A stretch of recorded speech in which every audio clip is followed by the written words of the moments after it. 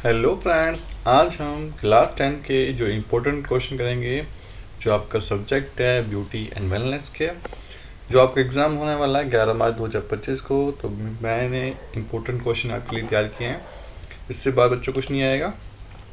मैं पहले बता देता हूँ, ये क्लास 10 के हैं, मोस्ट इम्पोर्टेंट क्वेश्चन हैं। जो सब्जेक्ट है आपका ब्यूटी एंड वेलनेस, ठीक है। तो मैंने इसके जो आपके महत्वपूर्ण प्रश्न बन सकते हैं एग्ज़ाम पॉइंट ऑफ व्यू से, तो मैंने सारे इसमें कवर करने की कोशिश करी है बच्चों। मैंने बहुत आपके लिए मेहनत की है। तो आपको अगर वीडियो अच्छी लगे तो वीडियो को लाइक, चैनल को सब्सक्राइब और ज़्यादा से ज़्यादा अपने फ्रेंड के साथ इसको शेयर करना। तो बिना कुछ देर किए हम स्टार्ट करते हैं महत्वपूर्ण प्रश्न व उत्तर, ठीक है। पहला प्रश्न देखो क्या कह रहा है। त्वचा की 3 मुख्य परतों के नाम बताइए और उनके कार्य समझाइए। तो त्वचा की 3 मुख्य परतें हैं, देखो पहली है एपिडेमिस, दूसरी है डेमिस और तीसरी है हाइपोडेमिस। तो पहली एपिडेमिस क्या है? ये त्वचा की सबसे ऊपरी परत होती है जो शरीर को बाहरी हानिकारक तत्वों से बचाती है। इसमें मेलानोसाइट्स होते हैं जो मेलानिन उत्पन्न करके त्वचा को रंग प्रदान करते हैं। और डेमिस क्या है? ये त्वचा की मध्य परत होती है जिसमें रक्तवाहिका, तंत्रिकाएं, बालकूप और ग्रंथियां होती है। ये त्वचा को लचीलापन और मजबूत प्रदान करती है। और अगला है हाइपोडेमिस। इसे उपचर्मीय परत भी कहा जाता है जो वसा उत्तकों से बनी होती है और शरीर के तापमान को नियंत्रित करने में मदद करती है। प्रश्न नंबर 2, त्वचा के कौन कौन से कार्य होते हैं? तो त्वचा के निम्नलिखित महत्वपूर्ण कार्य होते हैं, जैसे कि सुरक्षा, संवेदनशीलता, तापमान नियंत्रण, अवशोषण, स्राव, विटामिन डी की निर्माण। तो पहला सुरक्षा, प्रोटेक्शन, ये शरीर को हानिकारक बैक्टीरिया, वायरस, तापमान और चोटों से बचाती है। संवेदनशीलता, ये त्वचा में तंत्रिकाएं होती है जो स्पर्श, तापमान और दर्द को महसूस करने में मदद करती है। अगला है तापमान नियंत्रण, ये पसीना आना, रक्तवाहिकाओं को संकुचित या फैलना, शरीर के तापमान को नियंत्रित करता है। अगला है अवशोषण, जिसे बोलते हैं ऑब्जेक्शन, त्वचा कुछ दवाओं और क्रीम को अवशोषित कर सकती है। अगला है स्राव, त्वचा सीबम और पसीना स्रावित करती है जिससे ये नमी बनाए रखती है और हानिकारक तत्वों से बचाव करती है। अगला है 6 पॉइंट, विटामिन डी निर्माण, सूर्य के प्रकाश के संपर्क से आने से त्वचा विटामिन डी का निर्माण करती है। प्रश्न नंबर 3, त्वचा के प्रकारों के बारे में संक्षेप में बताइए। तो त्वचा के मुख्यतः निम्नलिखित प्रकार होते हैं। पहला है सामान्य त्वचा, जिसे हम नॉर्मल स्किन बोलते हैं। इस प्रकार की त्वचा संतुलित होती है, इसमें न अधिक तेल होता है और न अधिक शुष्कता होती है। अगली त्वचा होती है शुष्क त्वचा, इसे ड्राई स्किन बोलते हैं हम बच्चा। इसमें तेल की मात्रा कम होती है जिससे ये खुरदरी और रूखी हो जाती है। अगली होती है तेलीय त्वचा, जिसे हम ऑयली स्किन बोलते हैं। इसमें सीबम यानी कि तेल अधिक मात्रा में उत्पन्न होता है, इससे मुहासे और ब्लैक हेड्स हो सकते हैं। अगला 4 पॉइंट है संवेदनशीलता त्वचा, सेंसिटिव स्किन। ये बहुत ही जल्द रिएक्ट करती है और धूप, धूल या किसी अन्य एलर्जन को प्रभावित हो सकती है। अगला है 5 पॉइंट संयोजन त्वचा, जिसे बोलते हैं कॉम्बिनेशन स्किन। इसमें कुछ भाग शुष्क होते हैं और कुछ तेलीय होते हैं, जैसे कि टी जोन। इसमें आ सकते हैं माथा, नाक या ठुड्डी इसमें आती हैं त्वचा में। प्रश्न नंबर 4, त्वचा की देखभाल के लिए कौन कौन सी प्रक्रिया अपनाई जाती है? तो त्वचा की देखभाल के निम्नलिखित 3 प्रमुख प्रक्रिया अपनाई जाती है। पहले आता है क्लीजिंग, ये प्रक्रिया त्वचा से धूल, गंदगी, अतिरिक्त तेल को हटाने के लिए की जाती है। नेक्स्ट आता है 2 नंबर टोनिंग, ये त्वचा को ताजगी देने, इसके पीएच स्तर को संतुलित करने के लिए किया जाता है। अगला 3 नंबर मॉइस्चराइजिंग, ये त्वचा को नमी प्रदान करने के लिए इसे कोमल बनाए रखने के लिए मदद करता है। प्रश्न नंबर अध्याय पहले से हमारे प्रश्न जो इम्पोर्टेंट है वो कंप्लीट हो चुके हैं। अब अध्याय के दो से जो इम्पोर्टेंट प्रश्न है मैं आपके लिए लाया हूँ, उसको भी हम कर लेते हैं। पहला प्रश्न है, अनचाहे बालों को हटाने में कौन कौन से तरीके हैं? तो अनचाहे बालों को हटाने के लिए निम्नलिखित तरीके अपनाए जाते हैं। तो इसमें से देखो आपके 7 तरीके यहाँ दिए गए हैं। पहला तरीका देखते हैं बच्चों, डिप्लेशन क्रीम तेल। यह एक अस्थायी विधि है जिसमें केमिकल के द्वारा बालों को हटाया जाता है। अगला है शेविंग, इसमें ब्लेड की सहायता से बालों व त्वचा की सतह को हटाया जाता है। 3 नंबर है प्लकिंग यानी कि ट्विजिंग। ये एक चिमटी का उपयोग करके बालों को जड़ से निकाला जाता है। और अगला है थ्रेडिंग। ये एक सूती धागे की सहायता से बालों को निकालने की प्रक्रिया है। अगला है वैक्सिंग। गर्म या ठंडी वैक्स त्वचा पर लगाकर पट्टी से खींचकर बालों को हटाया जाता है। अगला पॉइंट है लेज़र ट्रीटमेंट। ये एक स्थायी विधि है जिसमें लेज़र बीम का उपयोग करके बालों को जड़ को नष्ट किया जाता है। अगला है इलेक्ट्रोलिसिस। ये स्थायी बाल हटाने की विधि है जिसमें विद्युत प्रवाह से बालों को जड़ों को नष्ट किया जाता है। तो आपकी 7 विधि हैं बालों को हटाने के लिए, अनचाहे बालों को।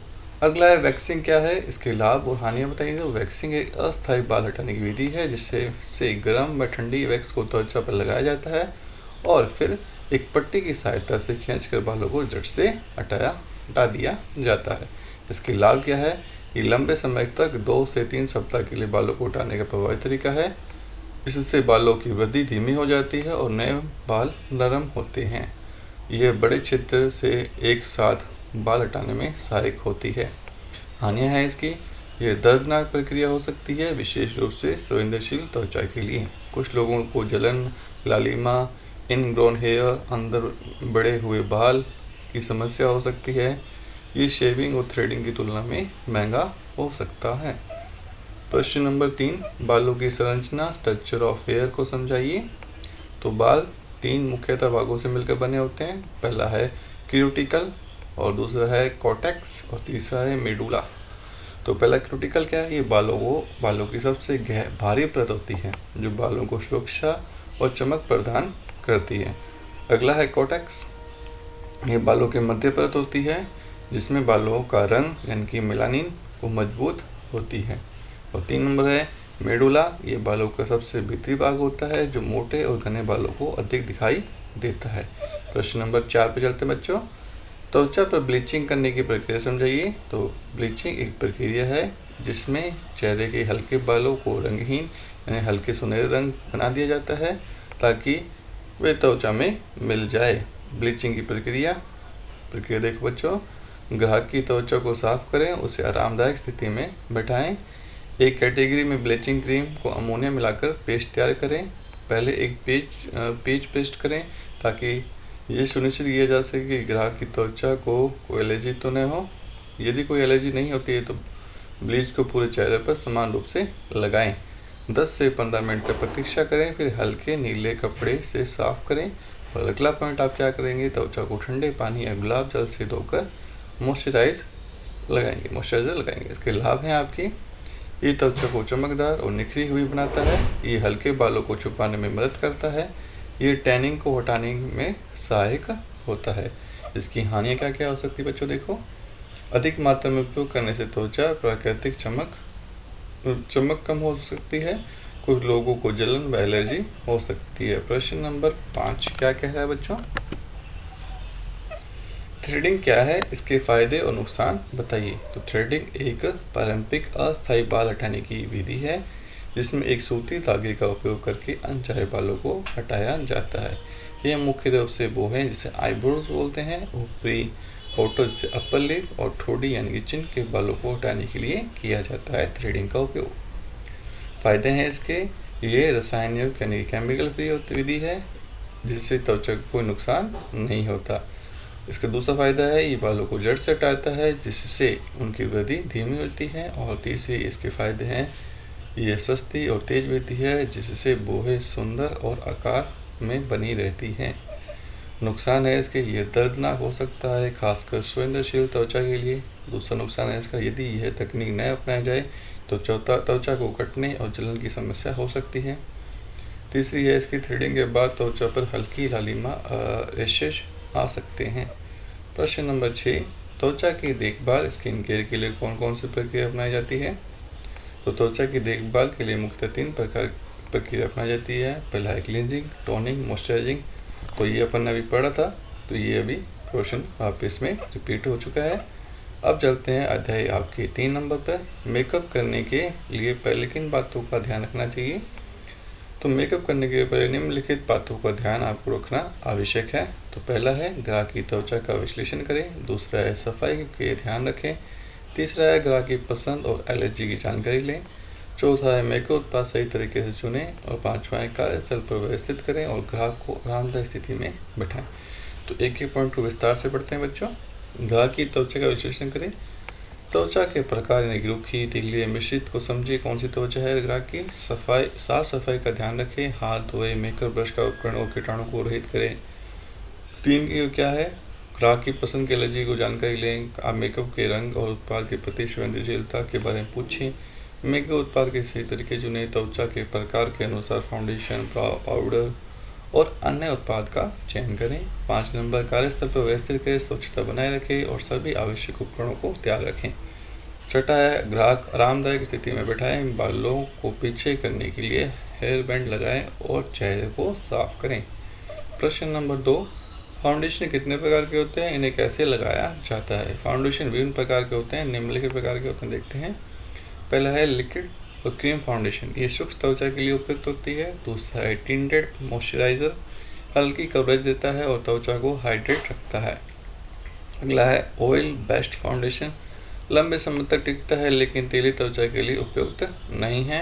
अगला है मैट और ऑयल फ्री फाउंडेशन, तेली त्वचा के लिए सही विकल्प है। अगला है मूस फाउंडेशन, हल्का और सभी प्रकार की त्वचा के लिए अनुकूल। नेक्स्ट है 6 नंबर स्टिक फाउंडेशन, भारी कवरेज के लिए उपयुक्त। अगला 7 नंबर पॉइंट पाउडर और कॉम्पैक्ट फाउंडेशन, तेलीय त्वचा के लिए सही विकल्प। 8 नंबर है शिमर फाउंडेशन, चमकदार लुक देने के लिए। अगला है वाटरप्रूफ फाउंडेशन, लंबे समय तक टिकने वाला, जलरोधी। फाउंडेशन लगाने की विधि कौन कौन सी है। चेहरे को अच्छी तरह से मॉइस्चराइज करें। सही शेड का चयन करने के लिए उसे कलाई या जबड़े पर लगा के जांचें।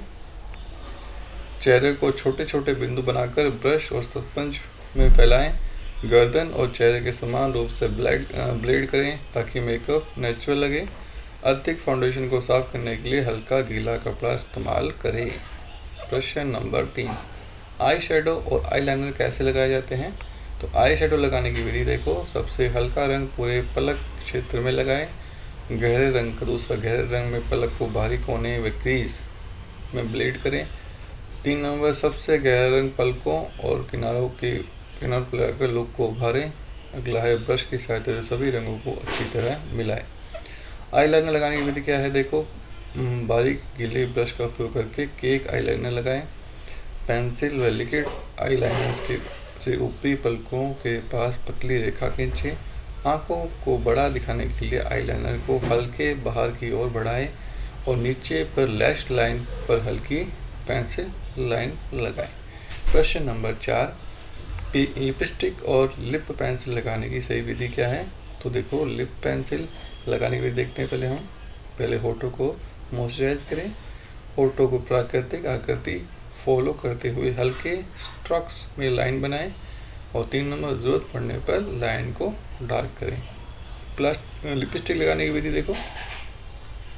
लिप बाम लगाकर होठों को स्मूथ बनाएं। पहले हल्के डॉट्स बनाकर फिर ब्रश से ब्लेड करें। फिर अंदरूनी भाग में से शुरू करके कोनों पर लिपस्टिक लगाएं।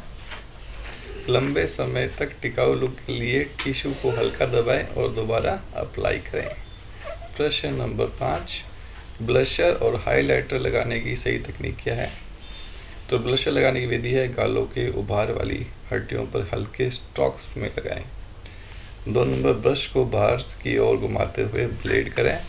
और 3 नंबर प्राकृतिक लुक के लिए अधिक ब्लशर न लगाएं। हाइलाइटर लगाने की विधि क्या देखो। चेहरे के ऊपरी हुए हिस्सों जैसे गाल की हड्डियां, नाक की धार, माथा को हल्के से लगाएं। 2 नंबर अच्छी तरह से ब्लेड करें ताकि चमक नेचुरल लगे। 6 नंबर देखो मेकअप ब्रश कितने प्रकार के होते हैं, उनके उपयोग क्या है। तो मेकअप ब्रश निम्नलिखित प्रकार के होते हैं बच्चों। पहला फेस पाउडर ब्रश, दूसरा है ब्लशर ब्रश, तीसरा है कॉन्टोनर ब्रश और फिर आईब्रो ब्रश, फिर आईलाइनर ब्रश, फिर आई शेडो ब्रश, फिर लिप ब्रश। तो पहला फेस पाउडर ब्रश पाउडर लगाने के लिए होता है।